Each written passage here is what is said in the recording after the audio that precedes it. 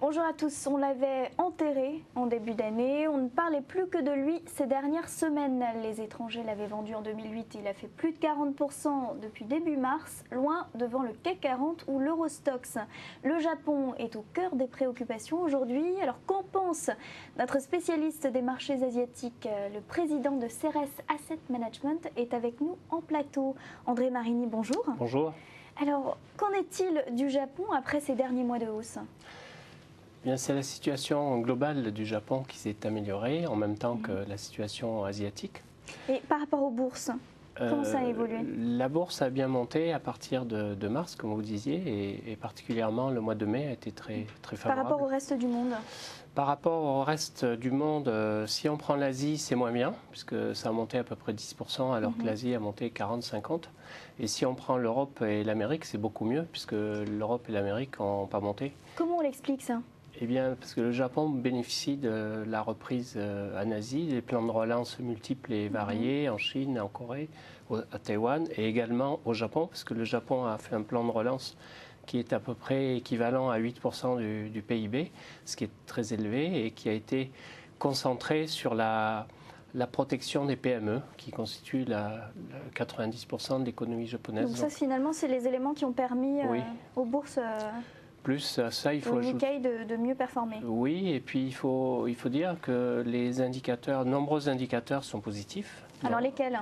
Alors lesquels? La balance commerciale qui s'est redressée, qui était négative dans ces derniers mois, qui est redevenue positive depuis 2 mois.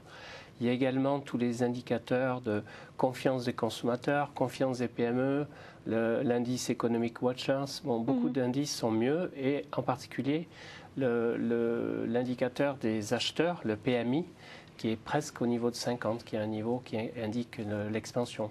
Mais là, finalement, les investisseurs avaient décidé que ça monte ces derniers mois. Là, on est plutôt dans une tendance baissière, de consolidation, voire à la baisse. Le Japon va baisser.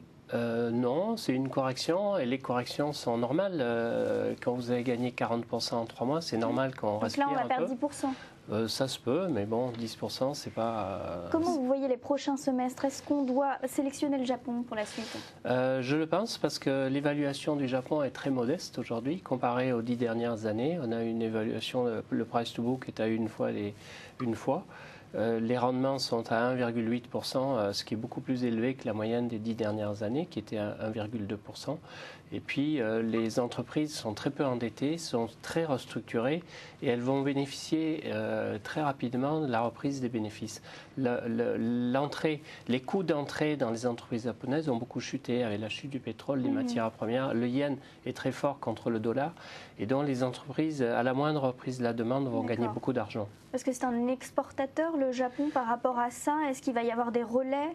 Oui, c'est pas seulement un exportateur. Bon, le Japon exporte un peu plus de 15% de son PIB. C'est pas démesuré. Alors concrètement, c'est quoi? Concrètement, on attend les élections d'ici le 10 septembre et on aura certainement un changement de politique, de leadership.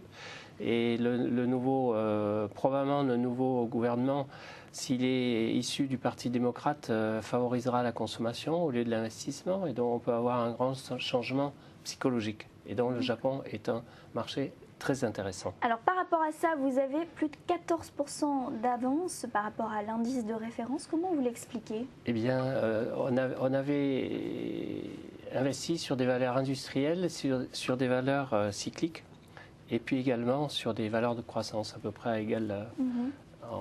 Donc par rapport aux gérants prudents aujourd'hui, vous prenez des risques? On a pris des risques, on a éliminé toutes les valeurs défensives, disons en décembre, janvier, et on est resté là-dessus, sur les valeurs de croissance. Et pour cette phase de consolidation, ça devrait moins bien fonctionner? Normalement, on perd plus que les autres dans cette phase de correction. Comment vous envisagez la suite justement par rapport à ça? On reste dans la même situation de valeurs de croissance. Et de valeurs industrielles. Quels sont les éléments que là, vous allez privilégier pour la suite? On a des thèmes que l'on aime bien, ce sont les thèmes sur l'énergie, les nouvelles énergies, les batteries pour les voitures électriques, le solaire. On a également les valeurs de publicité, puisque c'est la reprise économique passe par la publicité, par les valeurs d'Internet. les valeurs de banque aussi, les valeurs de brokers. Ça va vous permettre de garder vos 14% d'avance? Je pense parce que les valeurs de croissance sont très en retard, ont beaucoup chuté ces dernières années et donc elles ont un potentiel de redressement important avec le redressement des bénéfices qui sera très important l'an prochain.